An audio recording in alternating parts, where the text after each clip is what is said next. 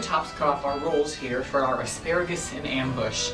It's a very interesting title, don't you think? I don't know if you've ever had it before, but it's a lovely little dish. It's sort of a custard of asparagus stuffed into a little roll and baked. Quite agreeable. If you'd like to make it at home, you'll need the following things. The green tops of 2 bunches of asparagus, 8 or 9 stale biscuits or light rolls, 2 cups of milk, 4 eggs, 1 great spoonful of butter rolled in flour, salt and pepper to taste. All right, I think we're ready to keep on. I've got our milk warming over there on the range, which is good. The biscuits are cut up here, the little rolls are cut up nicely. And so now my next task is to hollow out the center by just picking out some of the crumb from inside the roll.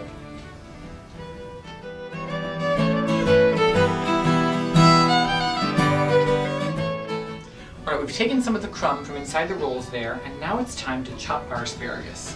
I had the idea in reading the receipt that it would be a good idea to leave the tops sort of on their own. I think they're the prettiest part of the asparagus, and certainly the most recognizable.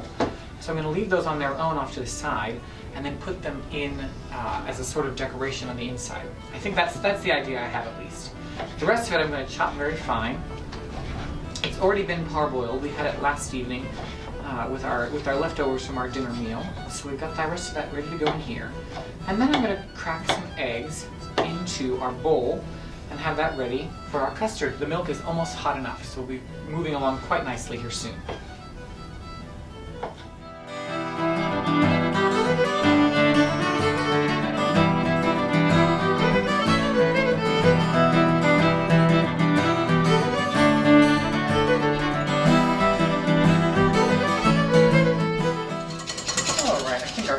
Well beaten.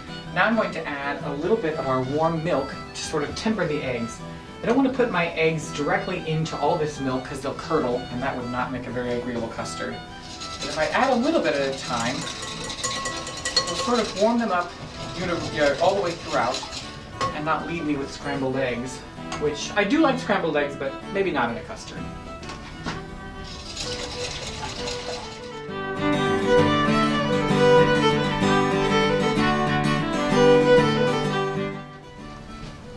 Alright, we've got our tempered eggs added to our milk here on the range. It's getting nice and hot. It'll start thickening here before too long if I'm lucky. It's an important thing to note that everyone's range is a little bit different, and it's called a range because there is a range of temperatures that can be achieved here, of course. So this here is right above, these 2 plates here are right above where the fire sits in the firebox. So these are the hottest spots on the range here. I can actually feel the heat coming up off my hand right there. As I get a little further over here, these 2 here, I can feel the heat still. It's warm, but it's not as scaldingly hot. And over here, still a little bit of heat, but nowhere near as hot. That's how we achieve a different range of temperatures for our cooking. You can see I've got my custard cooking here, sort of in the middle, warm certainly, but not too hot. It'd be a shame to curdle those eggs after I spent all that time trying not to do so.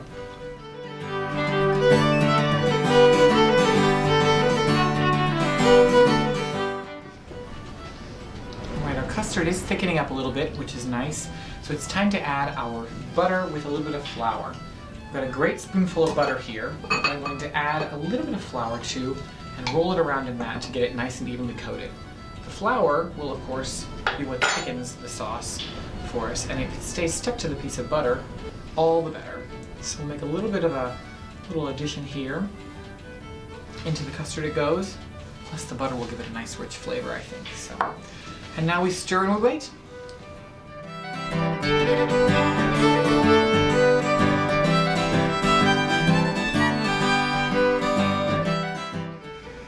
All right, nice and thick. So it's time for us to add our seasoning.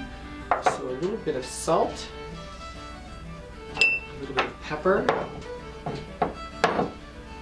Stir that through, and then we'll start spooning it into our little bread shells here. I think what I'm going to do first is take and add the asparagus into each. That way we make sure we have plenty of asparagus in each of the rolls.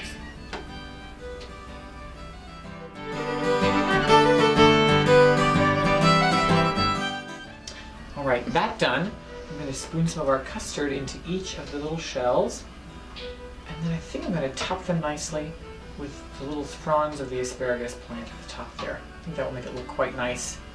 You know, we do eat with our eyes first, so it's important to have that at the ready. Let's see, one more to fill.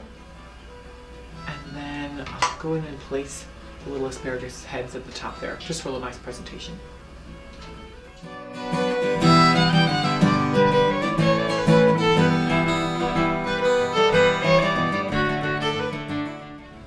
All right, looks just nice enough to eat. But first we have to bake them. So caps go on, and then they go into the oven just to brown and finish cooking that custard a little bit.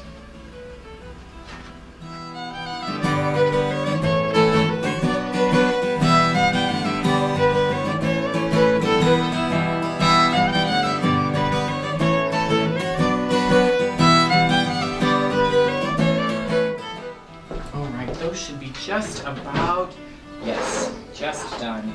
Oh, look at how the golden color to them. They're so fetching to look at. And when you get close enough, you can see the asparagus lying in ambush. It's quite a goodly thing. You know, it's the second Wednesday of May, and every day in the garden is a little bit greener, so we're glad of that. But the asparagus is still coming on in full force. It's such an agreeable thing, especially as one of the first vegetables we get in the springtime. It's always a welcome sight, as these will be on our table this evening. My goodness gracious. Well, as was the case with all of us, I have much to be getting on with, so I'll bid you good day. So long.